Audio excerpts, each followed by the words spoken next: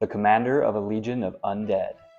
This is an increasingly prominent trope in D&D, and it's even being played by Alex Ward on Critical Role.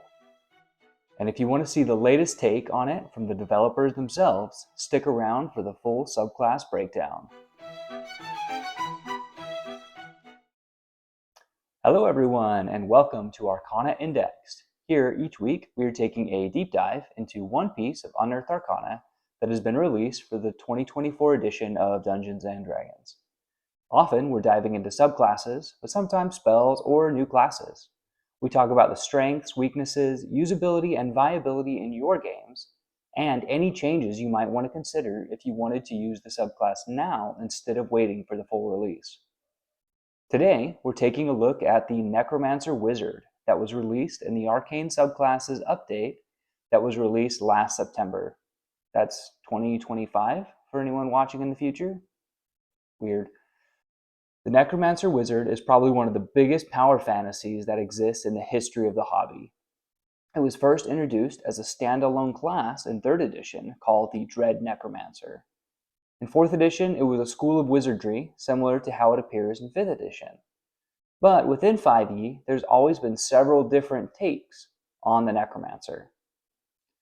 At its core, when we think of a Necromancer, we're talking about someone who creates undead minions to do their dirty work for them. The interesting thing in 5th edition, and in the current update, we see a lot of characters that can fit that bill. Any wizard or cleric can cast Animate Dead, but so can Spores Druids and Oathbreaker Paladins. As discussed in my last video, up there somewhere, I'll figure out where cards go eventually. Both of the latter two get ways to animate or summon undead not tied to that spell as well. Warlocks, clerics, wizards, and even paladins all have ways to summon undead. So it definitely created a bit of an identity crisis when it came to the Necromancer Wizard. There was one niche that they did fill well, but that presented problems of its own. Generally, they had a lot of features that led them to the style of play of raising tons of skeletons to fight for them. Some of these features are back, so let's get into the mechanics of the subclass as they're presented here, talk briefly about why those types of features are a problem, and then we'll bring some ideas of how to fix it. Starting out with the flavor text here, it says, "Command the powers of death and undeath. You explore the cosmic forces of life and undeath. As a necromancer, you learn to manipulate the energy that animates all creatures. As you progress, you learn to use magic to drain the life force from a creature and transform its vital energy into magical power. Many see necromancers as menacing or villainous, though not all necromancers are evil. Nevertheless, the manipulation of life and death is considered taboo in many societies." I'm glad they kept the necromancers are usually seen as evil vibes. I know a lot of D&D has gotten away from the somewhat troubled past related to alignment, and certain types of characters are usually bad. But this is one thing I'm glad hasn't gone away. I like that they specifically call out that you can play against type, but it is a type for a reason. At 3rd level, we get 2 features. First up is Necromancy Savant. This says, choose 2 wizard spells from the Necromancy school, each of which must be no higher than 2nd level, and add them to your spellbook for free. In addition, whenever you gain access to a new level of spell slots in this class, you can add 1 wizard spell from the Necromancy school to your spellbook for free. The chosen spell must be of a level for which you have spell slots. The Savant feature is much better in 2024 than it ever was in the 2014 version of all wizard subclasses. That's probably all I'm going to say on the Savant feature going forward. It's a lot better. Also at 3rd level, we get Necromancy Spellbook. This feature has 3 parts. Let's look at the whole feature and then we'll break it down. The necromantic secrets in your spellbook grant you additional powers. You gain the following benefits. Necrotic resistance. You have resistance to necrotic damage. Grim Harvest. When you cast a necromancy spell, using a spell slot, you can choose an undead creature you can see within 60 feet of yourself to regain a number of hit points equal to the level of the spell slot expended plus your wizard level. Undead Familiar. The Find Familiar spell appears in your spellbook. When you cast the spell, you can choose one of the normal forms for your familiar, or one of the following special forms: skeleton or zombie. Resistance to necrotic damage is good. It's definitely one of the more common damage types, though typically not until higher levels, but it will come up throughout the game. Grim Harvest will be a good way to heal up your familiar. At this level, that's probably the only undead creature you can use, but this feature will become more relevant the longer your campaign goes. And the Undead Familiar feature is also interesting. Having a skeleton or zombie familiar is cool and very thematic, but this isn't the Pact of the Chain invocation. You still can't use it to attack, and unlike the Imp or Quasit, it can't turn invisible. So I'm not entirely sure what the mechanical benefit you get from summoning a skeleton or zombie. I can see some cool creative uses for having a familiar that can actually pick up and carry things. If you create magic wands and things that don't require attunement, I could see some uses there as well. Overall, this feature does fall a little bit flat. Everything here has good potential, but right when you get it at 3rd level, I'm not super impressed with any of this. At 6th level, we have 2 features. First up is Grave Power. This says, you have discovered more necromantic insights and inscribed them in your spellbook. While holding your spellbook, you gain the following benefits. Grave Resilience. When you use Arcane Recovery, your exhaustion level, if any, decreases by 1. Overwhelming Necrosis. Damage from your wizard spells and wizard features ignore resistance to necrotic damage. This is definitely your ribbon feature here. It's good and will help if you're building your spells around necrotic damage.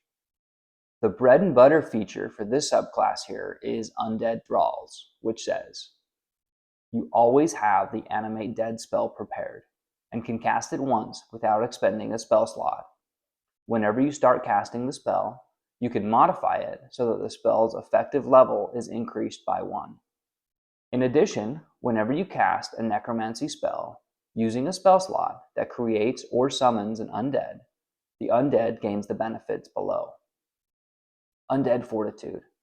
The undead's hit point maximum and current hit points increase by a number equal to the level of the spell slot used, plus your intelligence modifier for the duration of the spell. Withering Strike. Whenever the undead hits a creature with an attack roll, the undead deals extra necrotic damage equal to your intelligence modifier, minimum of 1 necrotic damage. Alright, let's break it down. Since this portion is so reliant on the Animate Dead spell, I'm just going to leave it up here on screen while we talk about it for a second. As we talk about what's possible here, I'm going to assume that an 18 intelligence at this level, and planning on bumping it up to 20 at level 8. So the ability to cast Animate Dead at effectively 4th level every day for free means that you can have 3 skeletons, because zombies suck, with you pretty much all the time. If you cast it for free, you don't get the Undead Fortitude part of this feature, so those skeletons will have between 6 and 9 hit points less than the rest of the skeletons. So here is where things get complicated. The spell lasts for 24 hours, so if you also cast it with your other 3 3rd level spell slots, you could, in theory, have 9 skeletons with 20 hit points and 3 skeletons with the base 13 hit points. Can you see how this feature is going to require a lot of bookkeeping, especially as your spell slots scale? Also, the 3 skeletons you summoned with the free casting will do 4 less damage on their attacks than the other 9. Finally, even just at this level, on every single turn, this character will be making 12 attack rolls. It's going to slow your combat encounters to a crawl. Now, there is another assumption here, and that is that your character has access to that many piles of bones to create the skeletons. Also, do you have to arm them, or do they animate with the predetermined weapons included in the stat block? Alright, hold up. Let's finish talking about the mechanics. Since I don't think it does a whole lot to talk just about the problems, I'll give you what I would do for a player at my table who wanted to use this subclass. At level 10, we get Harvest Undead, which says, you have learned more secrets about the nuances of life and death. Immediately after you become bloodied, but aren't killed outright from taking damage, you can take a reaction to reduce an undead creature under your control that you can see to 0 hit points. Then immediately regain a number of hit points equal to your wizard level. This is a solid survivability feature that will actually probably trigger pretty often. Although as a wizard, you should probably just avoid damage altogether. At level 14, we get our capstone, Death's Master, which lets you become a lich. Not really, but that would be super cool, and really build out the power fantasy that people want from their necromancer. But really, it says, abstruse rituals within your spellbook allow you mastery over forces of death. While holding your spellbook, you gain the following benefits. Bolster Undead. As a bonus action, choose any number of undead creatures you have created or summoned with a necromancy spell that are within 60 feet of you. Those undead each gain temporary hit points equal to your wizard level. Once an undead gains temporary hit points from this feature, it can't gain them in this way again for the next 24 hours. Extinguish Undead. When an undead creature you can see is reduced to 0 hit points, you can cause it to explode with necrotic energy. Roll a number of d6s equal to half the creature's unexpended hit dice. Add them together. Each creature in a 10-foot emanation originating from the undead makes a dexterity saving throw. On a failed save, a target takes necrotic damage equal to the number rolled and can't take reactions until the start of its next turn.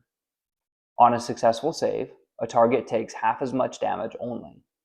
When you use this feature to explode an undead you don't control, you must take a reaction and expend a 5th level spell slot to do so.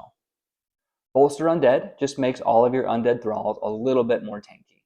Regardless of what level of spell you use to create them, it being a bonus action is good because you'll be able to use it with the undead you summon through spells other than Animate Dead. The Extinguish Undead feature is an okay reaction, but as a wizard, I would probably not use it on anything with fewer than 10 hit die. A wizard's reaction is far too valuable for things like shield, counterspell, and silvery barbs than to explode a skeleton for 1d6 damage. It might be worth it for something summoned by the Summon Undead spell, but certainly not anything from the horde of skeletons you can animate from Animate Dead. Alright, so at baseline, it's a pretty solid subclass. It's powerful and successfully meets the power fantasy that it's going for. It enables you to summon a horde of undead minions and to control them to great effect. The problems arise when you start looking at the logistics of it all. How many skeletons can you have following you around? How many piles of bones are you going to be able to find? What are you going to do with your horde of undead minions while you're in cities? A lot of this totally depends on your GM as well. And while yes, technically every feature in the game depends on how your DM rules it, this doesn't actually give them any guidance on how to do so. So here we get to the crux of the issue. The fantasy of playing as a necromancer causes problems when tied to mechanics of D&D. So do we just give up, say necromancers can't work as player characters? I don't think so. The change I would make at my table goes back to the Animate Dead spell. I know it's iconic, but I would abandon it for this subclass. As far as spellcasting goes, I would rely on spells like Summon Undead or Summon Shadowspawn, but I would also adjust the 6th level feature to look more like this. Level 6, Undead Thralls. You begin your horde of undead, but learn to keep them safely tucked away in the Shadowfell until you call them forth. As a magic action, you can expend a spell slot to call forth your horde of undead. When you use this action, you can designate creatures unaffected by it. Your horde fills a cube equal to 5 feet times the level of the spell slot expended, and the ground within the cube is difficult terrain. When the horde enters a creature space, whenever a creature enters the horde space, or ends its turn there, the creature makes a dexterity saving throw against your spell DC, taking 1d6 times the level of the spell slot expended, plus your intelligence modifier necrotic damage on a failed save, and half as much on a successful save. As a bonus action, you could move your horde 30 feet along the ground. The horde remains for 1 hour unless you dismiss it early, no action required. Hey everyone, this is Grant from the editing room. I just realized I forgot to include the last line from the feature when I was recording this, but all it says is a creature can only take this damage once in a turn. For those who are watching, the text on the screen is correct. Thanks. Back to the video. Bye.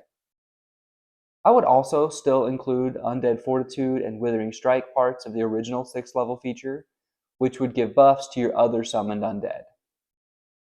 This gives you a powerful option that keeps with the theme of the subclass.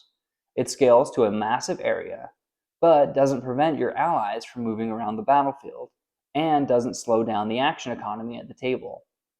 Plus, there is something incredibly cool about a necromancer who keeps their horde of undead thralls always around, but just out of sight in another plane of existence.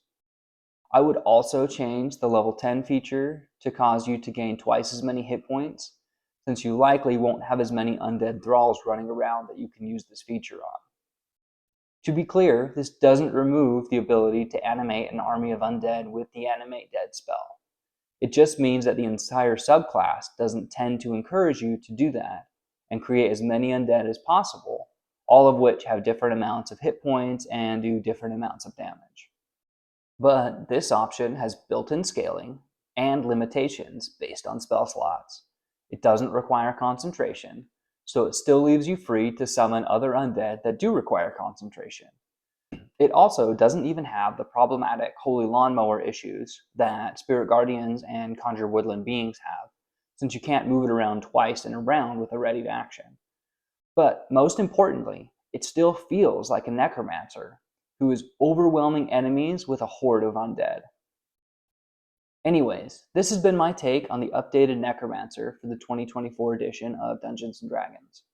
I'd love to hear your stories of playing a Necromancer in your games, as well as any ideas you have to improve upon that feature there.